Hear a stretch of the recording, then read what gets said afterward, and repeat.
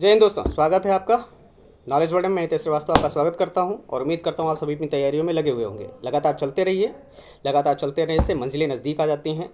मंजिलें कभी भी राह के पास चल करके नहीं आती हैं दोस्तों। तो दोस्तों, वक्त को ना बर्बाद किया जाए और नॉलेज की जंजीर को और मजबूत किया जाए। चलिए एक कड़ी और जोड़ते हैं। पिछली कड़ी जो आप तक पहुंची उसमें हिंदी के जो रचनाएं आपके पेपर में आती हैं, जहाँ तक भी पूछी जाती हैं 90% उसी में से निकल आती हैं, वही रचनाएं घूमती हैं। बस ये होता है कि आपको पता नहीं होता, तो आपके लिए क्वेश्चन होता तो एससी का है, लेकिन आपको यूपीएससी लगने लगता है कि यूपीएससी लेवल का क्वेश्चन आ गया।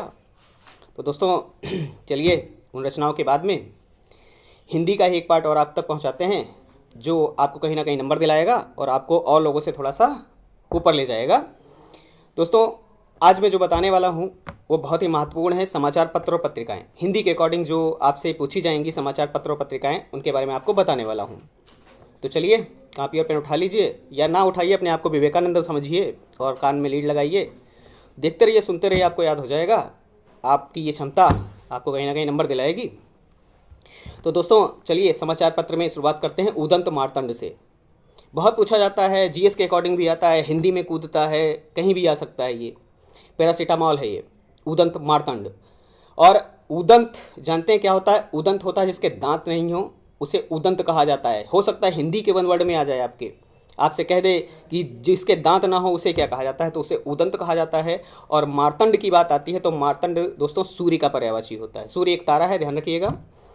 सूर्य का पर्यायवाची मार्तंड बनेगा। हिंदी के वन वर्ड के अकॉर्डिंग मार्तंड की जब बात करेगा तो आपको ध्यान रखना पड़ेगा कि दोपहर का सूर्य की बात करेगा। क्या कहेगा? दोपहर का सूर्य। दोपहर का सूर्य जो होता है उसे मार्तंड कहा जाता है। दोस्तों, क्या आप जानते हैं मार्तंड सूर्य मंदिर कहाँ पे है? मैं कोणार्क के सूर्य मंदिर की बात नहीं कर रहा हूँ जिसे ब्लैक पैगोडा कहा जाता है। मार्तंड सूर्य मंदिर की बात कर रहा हूँ। यदि आपको पता हो तो बिना गूगल के प्रयोग के अपने 1400 ग्राम का दिमाग का प्रयोग करिएगा और अपने जितने भी दिमाग के न्यूरॉन हैं उनको निचोड़ डालिएगा। जवाब मिले तो अंगूठे का प्रयोग करके टाइप कर डालिएगा। आपकी जानकारी लोगों को अच्छी लगेगी, आपकी जानकारी से लोग प्रभावित होंगे। तो दोस्तों, उदंत मार्तंड जो समाचार पत्र था जिसका संपादन 1826 में किया गया था जुगुल किशोर के द्वारा। किसके द्वारा किया गया था?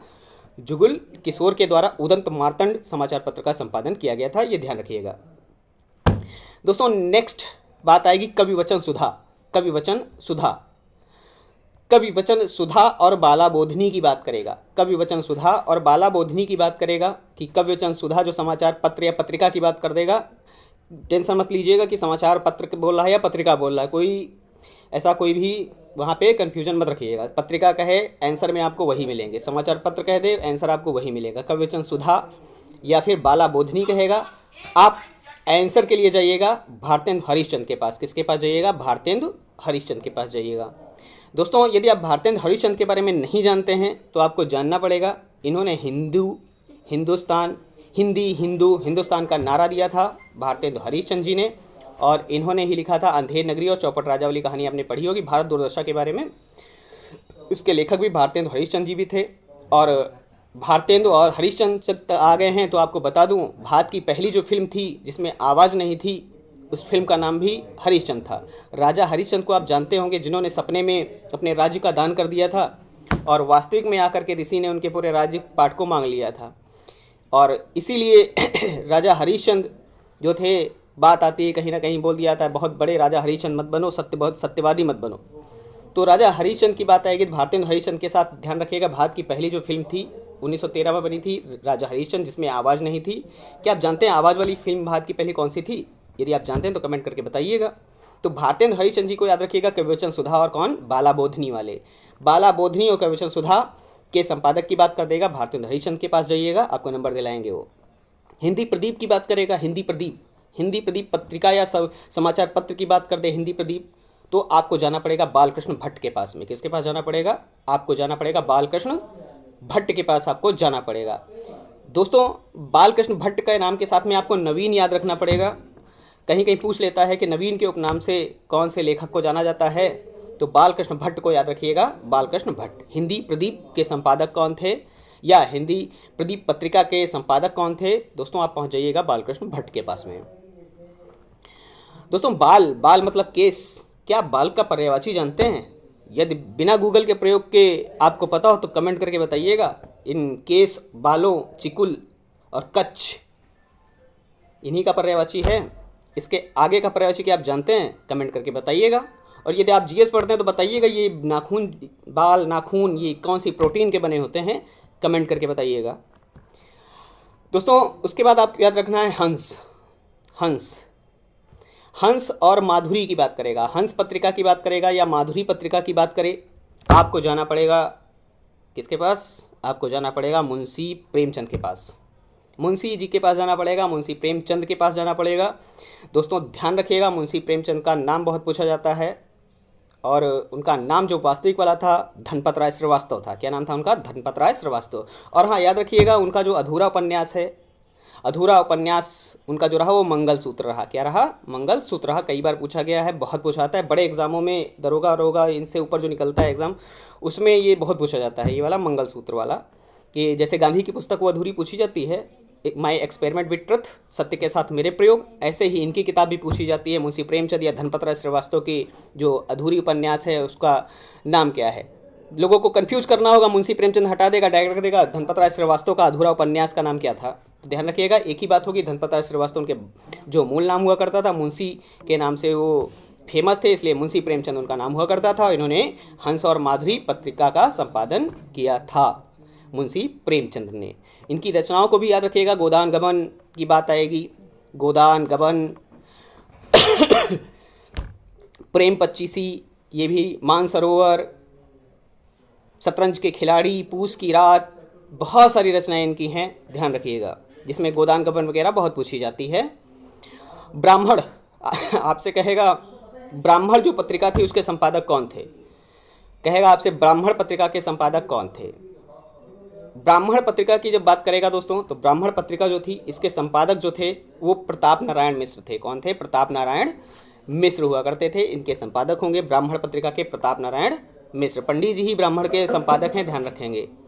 प्रताप नारायण मिश्र ब्राह्मण पत्रिका के संपादक थे। दोस्तों क्या आप जानते हैं कि ब्राह्मण का पर्यायवाची क्या होता है? यदि आप जानते हैं ब्राह्मण का पर्यायवाची क्या होता है, कमेंट करके बताइएगा कि ब्राह्मण का पर्यायवाची क्या होता है। दोस्तों नेक्स्ट अगली पत्रिका आपको याद रखनी है सरस्वती। सरस्वती याद रखनी है, सरस्वती पत्रिका। और सरस्वती पत्रिका के संपादक की जब बात आएगी आपको जाना पड़ेगा महावीर प्रसाद द्विवेदी के पास में। किसके पास जाना पड़ेगा? महावीर प्रसाद द्विवेदी जी के पास आपको जाना पड़ेगा। महावीर प्रसाद द्विवेदी के पास जाएंगे तो वो बताएंगे कि ये जो सरस्वती पत्रिका है इसके संपादक हम हुआ करते थे। दोस्तों क्या आप सरस्वती के पर्यायवाची जानते हैं? कुछ पर्यायवाची बोलने वाला हूँ, उसके बाद में यदि आपको पता हो तो कमेंट करके बताइएगा। भाषा, कड़िका, उसके बाद का आप बता डालो, अच्छा लगेगा, आपकी जानकारी लोगों तक पहुँचेगी, लोग प्रभावित होंगे, आपको भी लाइक मिलेगा, अच्छा लगेगा आपको भी। जैसे मुझे अच्छा लगता है आप लाइक करते हो, कमेंट करते हो, और क्या चाहते हो आगे उसमें लिख करके आप भेजते हो कि इस पर वीडियो चाहिए, वो भी अच्छा लगता है। दोस्तों प्रताप की बात आएगी, प्रताप समाचार पत्र। अभी आपने पढ़ा था ब्राह्मण पत्रिका के संपादक कौन थे, तो प्रताप नारायण मिश्र। और अब कह रहा है प्रताप पत्रिका जो एक थी उसके संपादक कौन हुआ करते थे।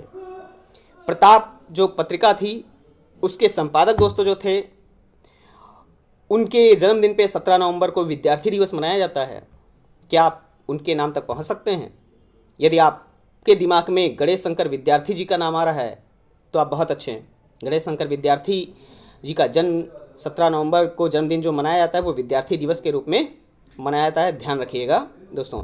तो गणेश शंकर विद्यार्थी जी ने क्या किया था? प्रताप पत्रिका का संपादन किया था। वहीं ब्राह्मण पत्रिका के संपादक की बात करेगा तो प्रताप नारायण मिश्र तक पहुंच जाइएगा। सरस्वती की बात करेगा तो सरस्वती पत्रिका का संपादक की बात करेगा तो महावीर प्रसाद द्विवेदी जी के पास आपको जाना पड़ेगा। दोस्तों नगर प्रचारिणी की बात करेगा, इस पत्रिका के संपादक कौन थे? नगर प्रचारिणी पत्रिका के संपादक कौन थे? तो दोस्तों नगर प्रचारिणी जो पत्रिका थी इसके जो संपादक हुआ करते थे बाबू श्याम सुंदर दास हुआ करते थे। बाबू श्याम सुंदर दास हुआ करते थे।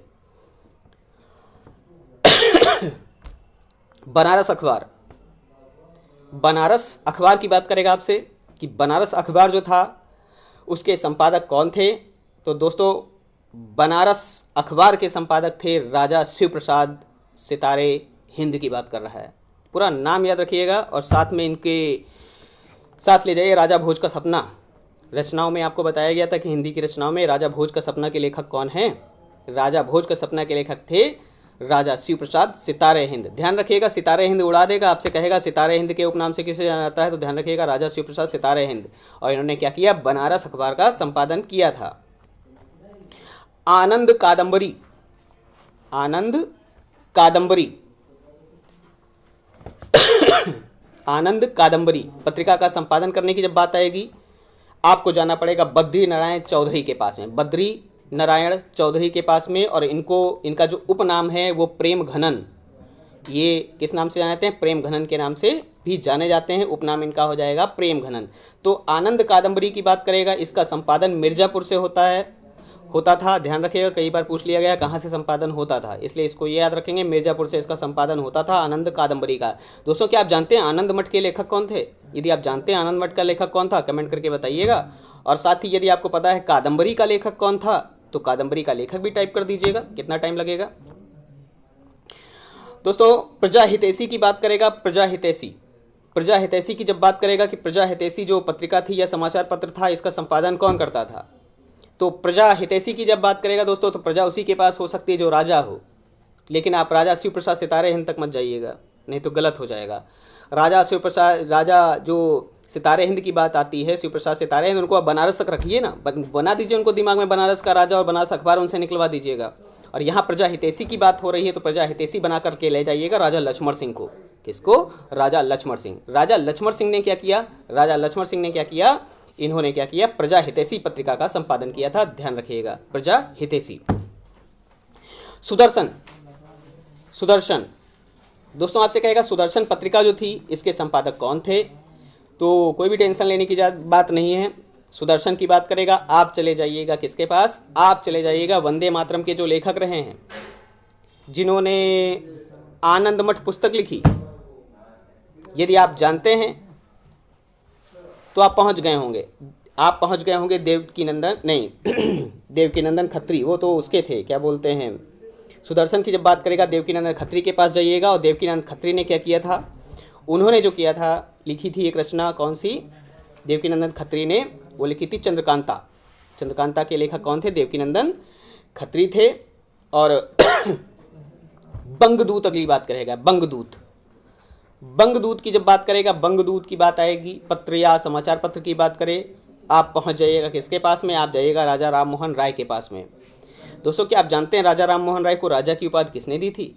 यदि आप जानते हैं तो कमेंट करके बताइएगा। राजा राम मोहन राय को राजा बनाने वाला कौन था? वैसे तो राम मोहन राय ही हुआ करते थे, किसने राय दे दी वो राजा हो गए? तो ध्यान रखिएगा, कमेंट करके बताइएगा यदि आपको पता हो।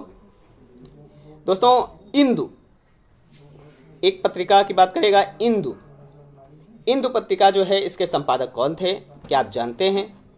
यदि आप नहीं जानते हैं तो कोई बात नहीं। इंदु पत्रिका जो थी, उसके संपादक जो थे वो थे अंबिका प्रसाद गुप्त। उसके संपादक कौन थे? अंबिका प्रसाद गुप्त जी हुआ करते थे।